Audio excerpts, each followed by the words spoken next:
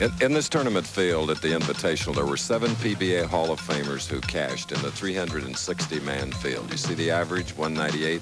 The average needed to make the top 24. Our 5 came from that to be in the finals, 211. And as you look in the background part of the skyline of Las Vegas, you see those folks that competed extremely well and the money they earned, including number 10, Palmer Falgren, who was our statistician, $2,800. Norm Duke in our top last week. Randy Peterson of Santa Maria, California. Mark Williams, Wayne Webb, big name. 53-year-old Carmen Salvino in his 27th Las Vegas tournament. And going down to 24, Bob Chamberlain of Auburn Heights, Michigan, with $1,300. Bo Burton finished 32nd. Here he is now. First, though, we get that final score. Pete Weber, 255 with 8 strikes. Rowdy Morrow, 226, setting up the match, Wagner and Weber, and here is Bo. Thank you, Chris. And with me is one of the ladies that is recognized as probably the best woman bowler in the world. And, you know, Lisa, a question that a lot of people ask, could the top women bowlers compete against the men on the men's tour? Bo, I've been asked that an awful lot of times, and I think it would be awfully tough. Over a tournament consisting of 42 games, the strength factor has to come in, and men obviously have that over women. Well, you've won a lot of championships. Are you a little nervous as Kent goes out for his first title? This is a nail biter. I can't take this. It's gonna, oh boy, he's gonna make me old before my time. Okay, a champion next to me trying to see if her husband can win his first PBA title. They're ready for action, Chris. Okay, the former Lisa Rathgeber. And there is her husband, 28-year-old Kent Wagner, bowling out of Palmetto, Florida, looking for that first win. He's a tournament leader. This is the final game. Good start. You adjust the color in your TV set. He has a brilliant red shirt on today, the gray and red stripes of Pete Weber, and he has been hot. He won his first match today over Tony Westlake, 196 to 184, then defeated Randy Lightfoot, 204 to 192, and in the last game, his third victory, 255 to Morrow's 226. Pete out of the box in a hurry. Pete won here in 1985. His dad won a seniors championship here last summer in Vegas. Obviously, Pete Weber knows where to throw the ball, as evidenced by winning 3 matches, and he has a very tough opponent in Kent Wagner. These lanes are made for Kent's style. Instead of making the adjustment way to the left to adjust for a hooking lane, he just throws the ball much harder, and that's a good style, especially for a tournament leader. He doesn't fiddle around much.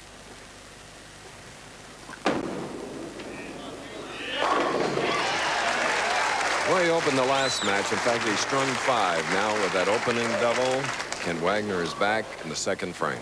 A style that Dick Weber Sr. often used against opponents. Start out very quickly and put your opponent down, put the pressure on him.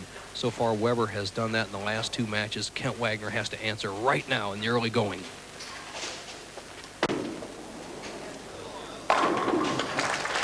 Beautiful. Kent Wagner is 5'6" and weighs 120 pounds.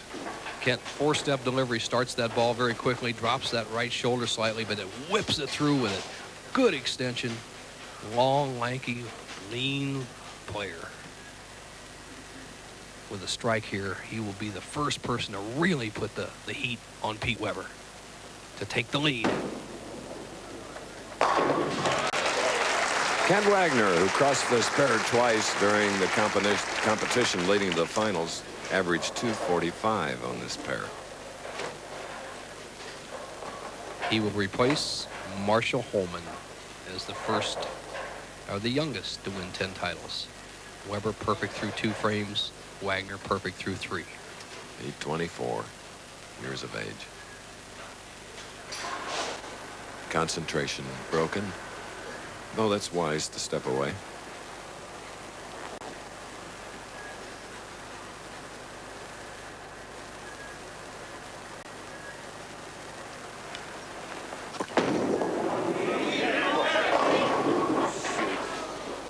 Wanted to stay with Wagner, but left the 2-4-5.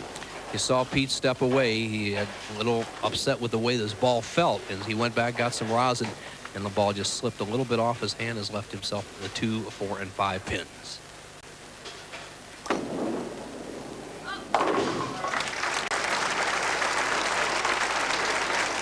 Well, Pete Weber, 3 victories, now trailing by 13.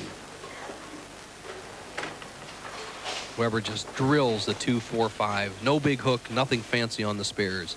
A good tip for anyone. A little more speed and no hook. Accuracy is #1 on spares.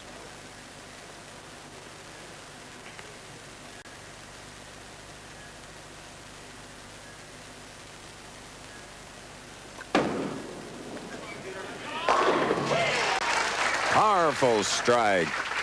Pete Weber in this city of chance. They are different. The shoes of Kent Wagner, you see, of different colors. What he told me is a dog chewed up the other shoe, the other yellow shoe, and so he's got one black shoe, one yellow shoe, as opposed to Randy Lightfoot had 2 different shoes. He had a slide shoe on his left foot to accommodate the slightly sticky approaches. All right, Wagner's perfect through 3, looking for his first title. Okay, 4 in a row. Boy, you'll give that dog an extra bone if he keeps doing that. We asked him how his wife had helped him on the tour.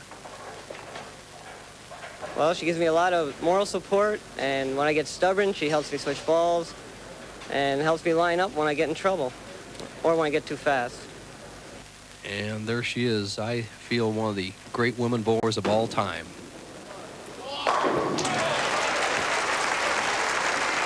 Five of them.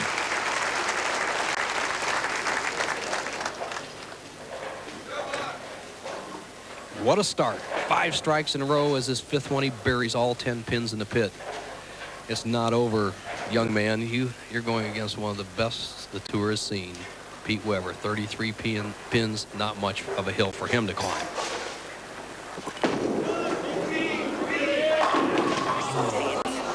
Didn't get the 10.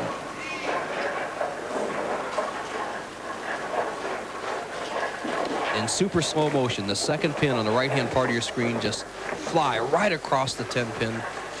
Weber needed that strike, trails by 33 pins. This is our final match where the winner will receive $33,000. Runner-up, $17,000. Pete wiping the oil or conditioner off his bowling ball as we see Judy Moore, general manager of the Showboat Hotel, our great host here in Las Vegas. And the reason Pete wipes that off the ball, you want to keep your ball clean on every shot. Nothing picked up in the track or rolling area to make it roll untrue. Set. Oh, man. Now 4. I know. As he says, why now? The 10 pit took a little bit of the wind out of Peter's sails. He really wanted that shot in the 5th frame. Went up there in the 6th and did not quite put the speed to the ball that he had done on previous frames, and has another spare. All right, now. Back up is Kent Wagner. 5 in a row. 6th frame.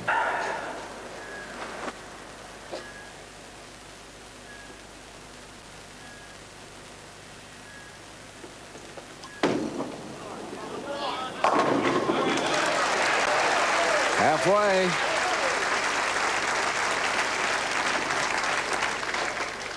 Saws the 5 over into the 4-7, just rips the pins out as he takes a 44-pin lead halfway through the title match, halfway to an extra $100,000 if he can roll a perfect game.